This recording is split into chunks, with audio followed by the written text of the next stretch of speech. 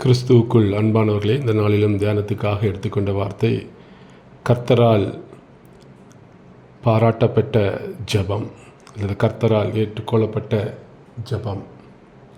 Solomon இந்த காரியத்தை கேட்டது ஆண்டவருடைய பார்வைக்கு உகந்த விண்ணப்பமாக இருந்தது என்று 1 ராஜாக்கள் 3வது அதிகாரம் 10வது வசனத்திலே நாம் பார்க்கிறோம்.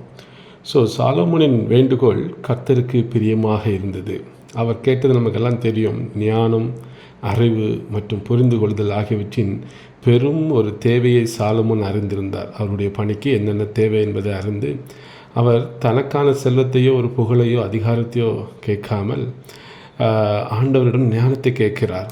கர்த்தர் அதை கண்டு கேட்டு அவர் மகிழ்ச்சி அடைந்ததையும் பார்க்குறோம். மேலும் தன்னுடைய குணத்தை மெருகேற்றும்படியான காரியத்தையும் அவர் கேட்கிறார். நம்மிடம் என்ன இருக்கிறது என்பதை காட்டிலும் நாம் யாராக இருக்கிறோம் என்பது மிக மிக முக்கியம். இதுவே அவனுடைய வேண்டுகோளை தேவனுடைய பார்வையில் பிரியமுள்ளதாக மாற்றியது. நம்முடைய ஜெபங்கள் கர்த்தருக்கு பிரியமானதாக இருக்கிறதா என்று நாம் சற்று யோசித்து பார்க்கக்கூடிய ஒரு நேரத்தில் இருக்கிறோம்.